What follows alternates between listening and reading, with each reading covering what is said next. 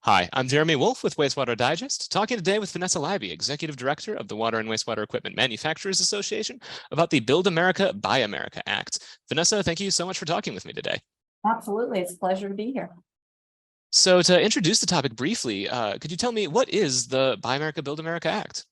All right. So the new Build America, Buy America requirements are part of the bipartisan infrastructure law that was signed by President Biden on November 15th of 2021. People hear different acronyms used. You'll hear it referred to as BABA, the bill or bipartisan infrastructure law, or the IIJA, which is the Infrastructure Investment and Jobs Act. And that was actually the bill itself when it was in Congress. So whenever you hear BABA bill or IIJA, you want to think about the Build America, Buy America requirements, which are a part of that bipartisan infrastructure law.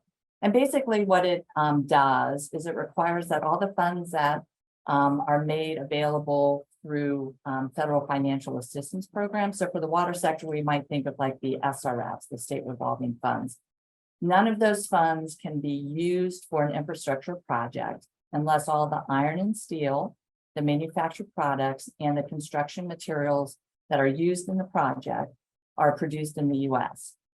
And this is something that we've been dealing with a lot with water under American Iron and Steel.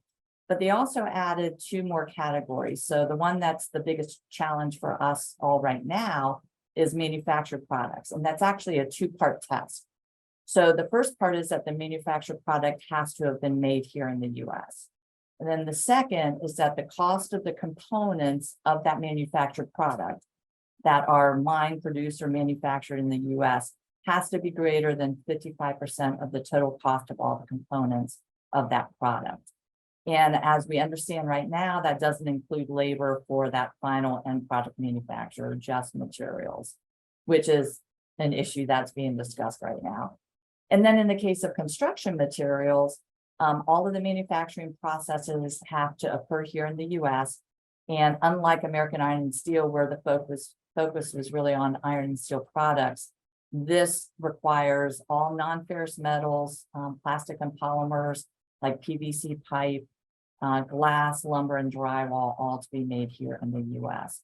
And basically, we have these three buckets, and any product that's being used for an infrastructure project has to fall into one of those buckets. It can't cross over. So these requirements became effective on May 14th of 2022. And right now there's a number of short-term waivers that have been issued from across the federal government. All of them are slightly different, but it was intended to keep the projects moving during the transition while we were waiting for final guidance. So a number of the national waivers have now expired or are expiring. And so right now we're in the situation where there's a number of projects that are hitting the street right now that are starting to require the Buy America requirements. And who is responsible for BABA certification, and how do they certify a product? So that's actually an important question right now that still remains to be answered.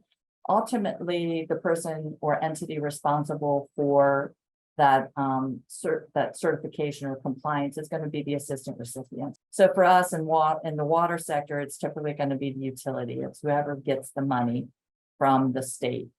And so they're required to ensure that their entire project, which is made up of lots of different components, complies with these new Buy America requirements. But in order to do that, then it really falls down to the manufacturers of the various products that go into that project to sign certification letters that attest that their product is in compliance with these requirements, unless there's going to be a national waiver that applies or a project-specific waiver that's in effect.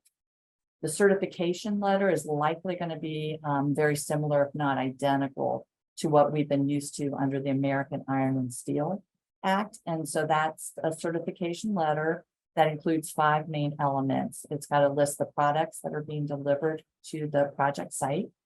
It's got to identify the location of the foundry, the mill, or the factory where the products were made, and that has to include the city and the state. The name of the project or who the products are being delivered to and their location has to be identified. There's got to be a signature of a company representative on company letterhead certifying the products in compliance. And that letter has to reference specifically whether it's Buy America or AIS. It just can't say we meet Buy America requirements. It has to be more specific than that. But that's what we understand right now is probably going to happen on the EPA side. And we're not yet sure how the other federal agencies are going to be handling that certification.